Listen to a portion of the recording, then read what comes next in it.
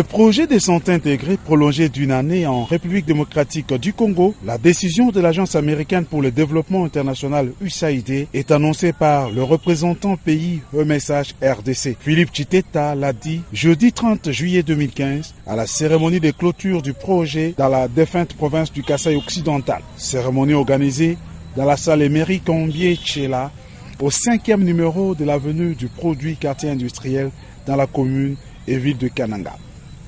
À la première séance où les partenaires étatiques sont associés, le ministre provincial de la Santé a eu des mots justes pour justifier la célébration des exploits des Prosani que sa clôture. Plusieurs enfants ont été sauvés grâce à ce projet et à l'effort du gouvernement de l'ex-province du Kasaï occidental.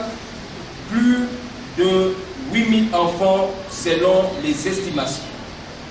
Des médicaments essentiels et intrants spécifiques ont été accordés aux 11 zones de santé ciblées, soit dans 11 hôpitaux généraux de référence et 193 centres de santé pour environ 2 millions d'habitants, soit près d'un quart de la population de l'ex-Kasaï occidental.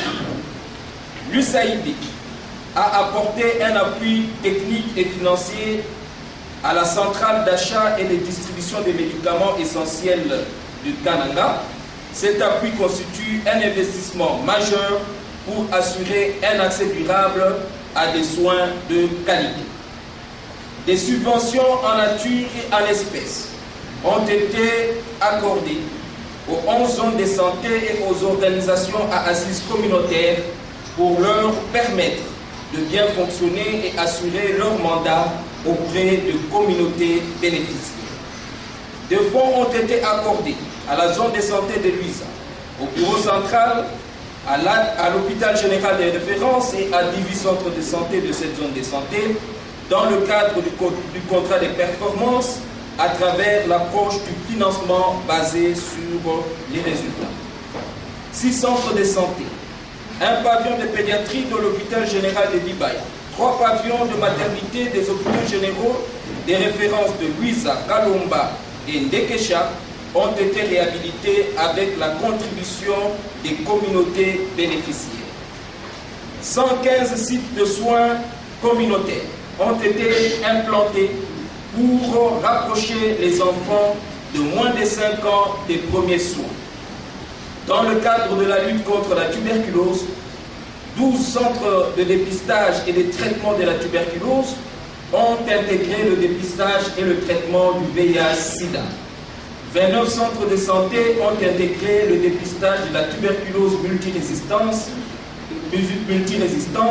et un club des amis de Damien regroupant les anciens malades tuberculeux a été installé. Et dans le cadre de l'eau, hygiène et assainissement, 131 sources d'eau ont été aménagées avec une pleine participation communautaire et ont permis à près de 71 663 personnes d'avoir accès à l'eau potable pour la première fois. Ces mots du ministre provincial est suivi du mot d'ouverture de la cérémonie prononcée par le vice-gouverneur faisant fonction du gouverneur de la défunte province du Kasaï occidental avant que les acteurs du projet n'animent des conférences, des présentations des résultats en rapport avec les axes du plan de développement sanitaire. Le gouvernement provincial apprécie à sa juste valeur la réalisation du projet qui, selon les vice-gouverneurs, vont dans le même sens que celles retenues dans les plans d'action provinciaux. Deler Kawinondongo plaide pour la poursuite du projet au même moment qu'il responsabilise chacun à son niveau de responsabilité pour la pérennisation des acquis.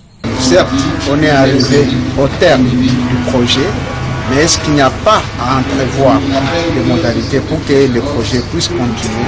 Parce que c'est un projet qui a amélioré sensiblement le niveau de vie des femmes et des enfants. Ce que Prosani l'USAID a fait, c'est nous nous sommes appropriés de ça parce qu'il s'est appuyé sur certaines actions qui ont été posées par le gouvernement provincial, mais parce que les moyens du gouvernement provincial sont maigres, C'est ainsi que nous saluons l'appui de l'USAID, le gouvernement américain qui a pu faire ça. Et dans tous les temps, nous avons toujours responsabilisé les responsables des zones de santé, d'abord eux, et en dehors d'eux, vous avez vu dans la cérémonie, nous avons associé les territoriaux. Ce sont eux qui doivent veiller à ce que tout ce qui a été déjà comme acquis, ça doit être fait. Vraiment, nous devons continuer avec cela. Autant nous devons pérenniser les acquis pour les maintenir, autant nous sommes en train de nous battre pour que les partenariats que nous avons avec le gouvernement américain à travers l'USAID ne puissent plus s'arrêter dans les zones de santé qui ont été ouvertes, mais qu'on puisse essayer de voir comment nous pouvons aller au-delà des zones de santé qui n'ont pas été ouvertes. L'USAID accorde une rallonge d'une année, le temps de préparer les esprits à la fin complète du projet.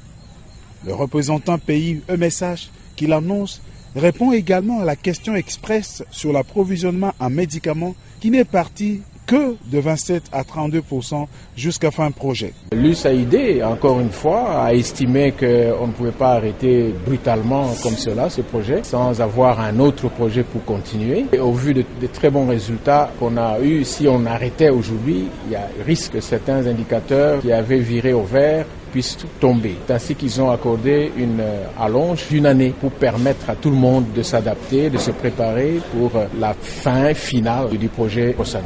Le médicament, c'est un intrant très important dans la prise en charge des patients. L'USAID ne peut pas se permettre d'acheter les médicaments n'importe où. C'est un principe qu'on doit acheter des médicaments qui viennent d'une source reconnue, une source qui est acceptée et certifiée par l'Organisation mondiale de la santé et une source qui est aussi certifiée par l'Organisation aux États-Unis qui s'occupe des médicaments et de la nourriture, la FDA, Food and Drug Administration. C'est pour qu'il n'y ait pas un jour un Congolais qui prend des médicaments qu'on a achetés avec des fonds américains et qui tue parce que c'est de mauvaise qualité ou de qualité douteuse. Comme pour le moment, au pays, il n'y a pas encore de firmes pharmaceutiques qui nous satisfassent du point de vue de la qualité. On n'achète pas les médicaments localement, on les importe. Et nous assurons tout le coût de l'analyse de qualité, les assurances et tout ça. Et cela a des aspects qui peuvent déranger le délai de livraison, y compris nos propres procédures en tant que gouvernement, en termes de dédouanement, de facilitation d'entrée de ces médicaments.